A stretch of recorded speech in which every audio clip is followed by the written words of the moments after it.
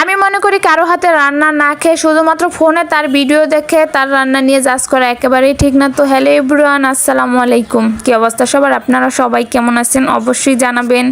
আমি তো আলহামদুলিল্লাহ অনেক অনেক ভালো আছি। তো আমি আজকে একটু বিরিয়ানি রান্না করব, খুব অল্প মশলায় বিরিয়ানি রান্না করব। আসলে কি মাঝে মধ্যেই বিরিয়ানি রান্না করে খাওয়া হয় বা বাহির থেকে বিরিয়ানি এনে তারপর হচ্ছে কি খাওয়া হয়।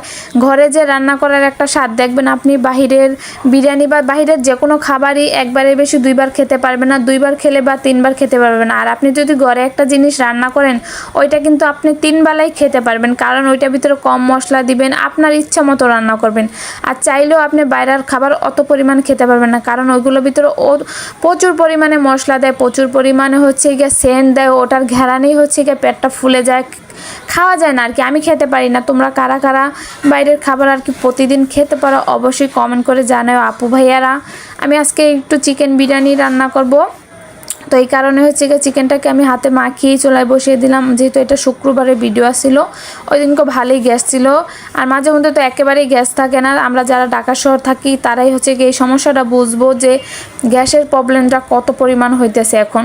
তো তারপরে হচ্ছে গিয়ে আমি চিকেনটাকে ভালো করে কষিয়ে নিব, অন্য চুলায় বসিয়ে দিচ্ছি। আমার যেহেতু 2টা চুলা, আর আমি যেহেতু এক সাইডে চুলায় ভিডিও করি, অন্য সাইডে চুলায় ভিডিও করি না, এই কারণে আমি এই চুলায় হচ্ছে গিয়ে পোলাওটা আগে আমি রান্না করে নিব, আর ওই চুলায় চিকেনটা আরও ভালোভাবে কষানো হোক। আমি চালটাকে খুব সুন্দর করে কষিয়ে নিব, আর চালটা যত পরিমাণে ভাজা হবে ততই পরিমাণ কিন্তু বিরিয়ানি কন বা পোলাও বলেন যেটাই বলেন ওইটাই কিন্তু খুব সুন্দর ঝরঝরা হয়। আমি চালটাকে প্রচুর পরিমাণে ভেজে নেই। তোমরা আপুরা যারা আছো তোমরা চালটাকে কত পরিমাণ ভাজো অবশ্যই জানাও। তো চালটা ভাজা হয়ে গেলে আমি যে চিকেনটাকে রেখেছিলাম কষিয়ে ওইটাও আমি এর ভিতরে দিয়ে দিলাম, আর বিরিয়ানি মশলা কিছুটা আমি চিকেনের সাথে দিয়ে দিয়েছিলাম, আর কিছুটা হচ্ছে রেখে দিয়েছিলাম, ওইটাও হচ্ছে কি আমি পানির সাথে গরম পানির সাথে অ্যাড করে দিলাম।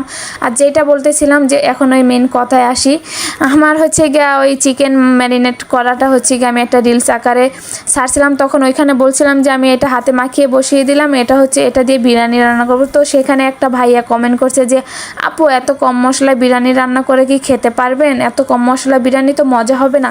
তো আমি বলি কি যে সুন্দরভাবে রান্না করতে পারলে কিন্তু অল্প মশলায় খুব মজা হয়, আর অল্প মশলার খাবারই কিন্তু খাওয়া খুব স্বাস্থ্যের জন্য ভালো, আর বেশি মশলার খাবার কিন্তু স্বাস্থ্যের জন্য ভালো না। তো যেহেতু এটা ঘরের রান্না, অল্প মশলায় রান্না করলেও খাওয়া যাবে ভালো, তাই আমি অল্প মশলায় রান্না করছি। তো আশা করি ভাইয়া আপনি আমার সব ভিডিওই দেখেন।